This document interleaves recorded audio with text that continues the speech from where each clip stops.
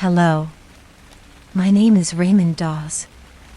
This recording should be considered my last will and testament. It is intended for whomever takes possession of this house at 12874 North Pryor Road. After setting aside some money for family and other concerns, I should have approximately $300,000 left to my name, give or take, depending on how much longer I live, I suppose. That should be about 3 times the appraised value of the house, and it will be given to you once certain services have been rendered. The law firm of Little & Dobbs in town will have documents confirming this arrangement. So that you understand how vital it is that this request is honored and executed faithfully, I need to explain some things. There's nothing particularly special about me. I'm just a middle-aged guy. However, I have never been what you'd call a people person. It's not that I dislike other people, for the most part, it's that I just don't identify with others very easily. As a kid, I didn't get excited about the things the other kids did. I didn't have fun the same way that they did. And now, as an adult, I still don't understand why people care about most of the things that people care about. I find small talk annoying, which invariably makes me come off mean or grumpy. I've kind of always been a grumpy old man, really, even before I started getting old. But like any grumpy old man, I also got lonely when everyone did what I asked and left me alone. Surprisingly, or maybe not, I've always been a staunch believer in the supernatural, ghosts in particular. There was never a time when I didn't believe, and these paranormal encounters have always met the majority of my companionship needs. I don't feel one way or the other about all the God and Satan drivel, but when it comes to ghosts, I have no doubts whatsoever. I grew up catching glimpses of them, or hearing them just around a corner. I used to think that it was my blind faith that allowed me to perceive them where other people didn't, but to be honest, that was probably just delusion. I think everyone catches a glimpse from time to time, but for non-believers those glimpses get explained away or ignored and forgotten. Not so for me. Having the opportunity to witness the dead and trying to interact with them has been my very favorite part of being alive. That's where this house comes in. It was around the time that I started making some real money at my boring accounting firm that I also started to give up on the idea of traditional family life. As you may have guessed, I have never been good at dating. Eventually, I started looking for a house just for me. Before long, a realtor led me here, and I fell in love with it immediately. I loved the things about it that would turn most people off. I loved how it's out in the middle of nowhere. I loved that it hadn't been occupied for decades, as the last resident died during World War II. It was well built and still in good condition, though there was a thick layer of dust and cobwebs everywhere. It was fantastic. The best part about the place was Mary. She was the woman who died here, and the place resonated with her. I felt her presence the first time the realtor ushered me in the front door, and I've felt it ever since. I was amazed and enchanted by how consistent she was. Spirits are fleeting, in my experience, gone almost before you know they're there. Not so here, with Mary. Even when I couldn't see or hear her, it was like the house itself was somehow overwhelmingly content. I quickly began researching her life and I was fascinated. Mary Erickson was a young woman who married her high school sweetheart, Bill, as so many did back then. They were madly in love. Bill built the house for Mary himself in anticipation of their wedding day. They moved in that night, preferring to honeymoon in their dream home. They'd lived here blissfully for 8 months when Bill was drafted by the Navy and called away to war. Tragically, Mary died unexpectedly in her sleep only a few months after Bill shipped out, though it's believed that it happened peacefully. She was found tucked into bed with a letter from Bill in her hand and a small, tranquil smile on her lips. The suspected cause was an undetected heart defect. In a strange way, it was a blessing. Only 2 weeks later, before he could possibly have received news of her death, Bill's ship was blown to Kingdom Come in the South Pacific. He died instantly. So, they both died believing that the best was yet to come, knowing they just had to hold on for a while and then they'd be together and happy once again, forever. And I think that's the best feeling, really, when you know something wonderful is coming and you only have to wait for it. Once it arrives, you might begin to find flaws with it, or get bored and take it for granted. But when it's on its way, it's still this perfect thing. That's how Mary felt when she died, and all these years later, it was like time had stopped for her and she maintained that wonderful feeling. She could be a little somber sometimes, as people get when the one they love is away, but mostly, when I spotted her reading a book or looking out the window, she just seemed content to wait. I heard her singing faintly or playing a song on the piano sometimes, and I could tell that the song itself was a memory. It brought him back to her. I envied them that, but it was a happy envy, if that makes sense. It occurred to me that I probably would not have enjoyed her company nearly as much if she was alive, if she were anything like most of the living. As a ghost, though, she was the perfect companion. She never asked me for anything, I didn't have to make small talk, she was just there and she kept my loneliness at bay. When I bought the place, I set about restoring it to its former glory. I made a point of sticking with the original decor as much as possible, cleaning and polishing and reinforcing as needed, never actually replacing anything if I could avoid it. I got the piano tuned. I could swear I felt her approval when I did these things. In all honesty, it was the best relationship I could have hoped for. Mary and I coexisted in our refurbished home for 3 happy years. Then, something terrible happened to a dear member of my family, my oldest niece. Was done to her, actually. I was unaware until our next family get-together, though I knew that she'd had a brief stay in the hospital. I could tell that something was very wrong. She was emotional, tense, and jumpy, not at all like her usual self. She made it clear that she didn't want to talk about whatever it was, but I felt compelled to find out. I've watched her grow into a lovely young woman, and while I'm unable to have a traditionally close relationship with her, I care for her deeply. If there was anything I could do to remove this cloud from over her head, I was damned well going to do it. So, I made quiet inquiries with her closest friends. Before long I had a good enough idea what happened and exactly who was responsible. Guy named Steve. Stephen Miller. At that point I was unsure as to what to do with this information.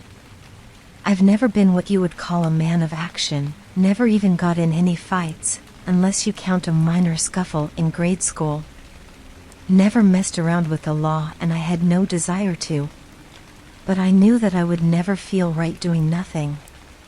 At the same time, I've never been quick to judge people, even if I believe they've done something terrible.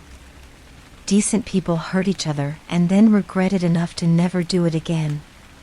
A schizophrenic can break from reality and kill his best friend. Alcoholics do things that would shame them forever, then they don't even remember the next day. Given the abhorrent nature of Steve's attack on my niece, however, it seemed unlikely that he would be repentant. I needed to know for sure, though. I found out where he liked to hang out, dressed myself down a little to fit Steve's hole-in-the-wall bar scene, and I went fishing. In retrospect, it seems really stupid. Like, there are so many different bad endings to that plan. But it actually worked, somehow. I got to know him kinda like the way you'd get to know a cat.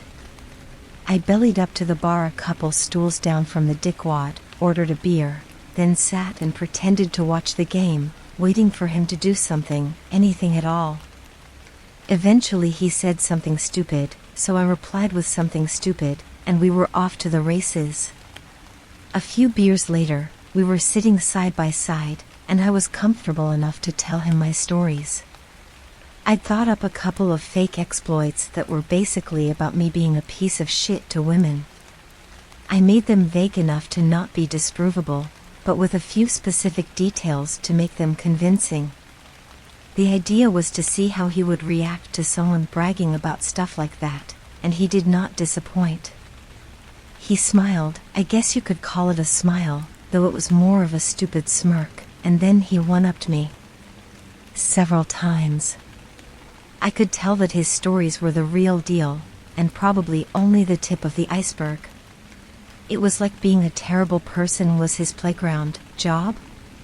As he drunkenly regaled me with his loathsome stories, my uncertainty vanished. I felt nausea squirming in my gut, and the coldest rage of my life. He had no remorse. He would continue to do these things as long as the world allowed it. I realized my facade was beginning to crack. I wasn't ready for that, so I made an excuse and said goodnight. As I drove home, I knew that I was going to murder him. I'm guessing a lot of people who know me, or who think they know me, would be shocked by that. The truth is I had no qualms about it at all. My only concern was being caught, and I was certain I had the perfect plan to ensure that didn't happen. In less than a week I was ready. I made several more mercifully brief visits to the bar and yucked it up with Steve. He displayed more disgusting behavior and ate up my fawning deference act like it was slop time at the hog farm. I felt ill and mentally drained every time, but I knew that I'd gained his trust. Steve loved having a sidekick. I had pre-dug a hole in my backyard and a tarp laid across my kitchen floor. I put up some fresh paint and left a few tools out so the tarp wouldn't seem out of place. Then I met up with Steve. He was already half in the bag. Excellent. I told him I was hosting a pre-game party and invited him out to help me set up some elaborate drinking games to impress all the hot girls who'd be attending. I don't have to impress girls, he slurred, but he followed me out of the bar anyway. When we got to my place in our separate vehicles, I invited him in and he followed me into the kitchen. I got him a beer from the fridge. He popped the top and took a long gulp. I pulled my .22 caliber pistol out of my waistband and shot him twice in the chest. At first he only registered shock. I shouted that this was retribution for what he'd done to my family and all the other women. Then he turned to me, enraged. He threw the beer can aside and rushed me. His hands were at my throat and he slammed me against the fridge. I pushed the gun directly against his chest and shot him again. He was much larger than me, and the rage made him inhumanly strong as he crushed my windpipe. For a moment I feared that I'd lose consciousness. Then, thankfully, the blood loss and organ damage overcame him and his hands went slack. He teetered, trying to breathe, and coughed blood in my face. He crashed to the floor, but his expression did not change. I stood there, gasping and gagging, waiting for him to die. It took a long time. I kept expecting him to become fearful or something as it became clear that he was going to die, but he never did. He glared at me from the floor and clenched his hands, choking snarls escaping from his bloodied mouth, flailing uselessly at my feet. Finally, his body stilled. Honestly, it seemed like it had all worked out as well as I could have hoped. I wrangled his cooling body onto the tarp and wrapped him up as neatly as I could. I paused at the back door to listen for anyone coming down the gravel road just in case. Hearing nothing, I dragged him out to the hole, threw him in and packed the loose dirt back on top. I changed into workout clothes, drove his car into Wilson's Lake and jogged the mile-and-a-half back home. Throughout the ordeal, I never saw another soul. I scoured the kitchen late into the night. Steve had managed to leak all over the place, despite the tarp. It was after midnight when I heard the sound of Mary's footsteps. They were her steps, to be sure, but not like I had ever heard them before. It made me shiver even before I could make any sense of it. They were running frantically. A piercing sob ripped through the house. She was terrified. Then I heard heavy footsteps, deliberate and getting heavier with each step, following her down the upstairs hallway. The last step hit like a sledgehammer, and she screamed unlike anything I've ever heard.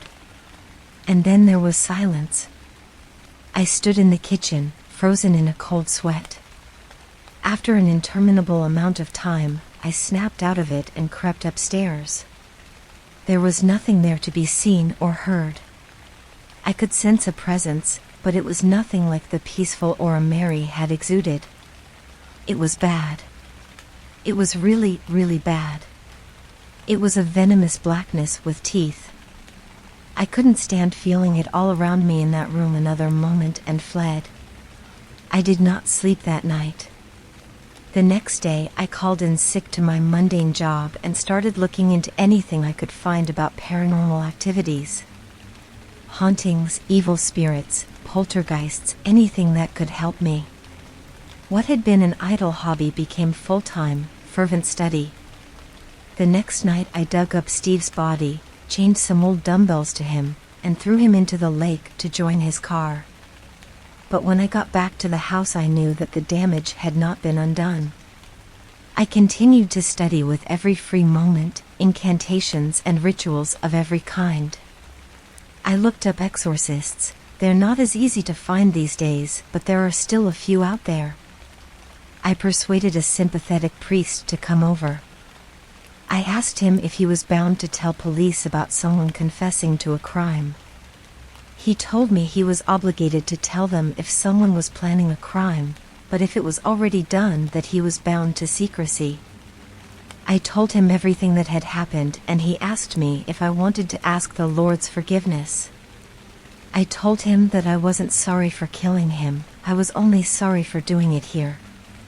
He seemed taken aback at that, but after a moment of quiet reflection, he said that he was still willing to help me. We prayed together for a lengthy interval, and he did all the things he knew to do to eradicate evil and bless my home. He wished me good luck as we parted at the front door, which seemed a little strange coming from a priest, and then he left. That night I heard Steve again. He was laughing at me maniacally. It was obvious what he thought about the priest's efforts. That was 14 years ago now. I have made no progress. He has delighted in torturing Mary and I every single night since. Before all this happened, I would hope to see or hear something new from Mary every day. Finding her in a new place, doing something I didn't know she did, was the best feeling. She took such simple joy in everything that she did. It was contagious. In the years since that godforsaken night, I've heard a lot of new things, and they have all been nightmare-inducing. He attacks her every night, brutally. I've heard her scream 1,000 different ways. I've seen her stumbling naked down the hall, eyes blackened and blood darkening her long auburn hair. I've heard her choking, and miserable wails, and begging. I feel constant despair. Experiencing this is bad enough, but the fact that I know her misery is on me is unbearable. In my haste to do what I needed to do to avenge the horrific attack on my niece and to stop that monster, I invited the monster into her home. Her sanctuary. And I have trapped her with it. There is nothing more important to me than a clean conscience and an end to this hell. However, it has become clear to me that what I must do to absolve myself is not something I can do while I'm alive. I can't be certain that I can do it as a dead man, but it's my only remaining hope. I don't have the will to end my own life. I've made a few pathetic attempts, but I just couldn't force myself to follow through. I do seem to be aging more quickly now, though, and that is fine with me. I have taken steps to ensure that whenever I die, however I die, it will be here as I no longer leave. I took early retirement, became a recluse in my home, and cut off regular contact with my family. I never told them what I'd done and don't want them to ever see me this way. I pray that when I die, I will be able to remain anchored here, and that I will be strong enough to defend her, and to restore the peace that I stole from her. This is where you come in. I don't know what state the house will be in when you find it, the vibe it'll emanate. But, if you have an open mind and an open heart, it will not take long for you to perceive it for yourself. If it is, as I hope, a place of peace and contentedness again, then please just take good care of it and enjoy it, or sell it to some happy old couple who can appreciate it as I did once. If I have failed, if this is still a place of suffering, then I must demand that you burn this house to the ground. Spare nothing. See to it that every timber is ash, and turn the earth up over it. If she cannot exist here in peace, then she must be set free to whatever the next stop for her soul will be. I don't know what that is, but without a doubt, it's better than this tortured existence. I owe her at least that much. In truth, I owe her a great deal more, but if that is the best I can do, then so be it. For your faithful assistance in this matter, in addition to the monetary rewards, you will have my sincere and eternal gratitude. Yours respectfully, Raymond'S.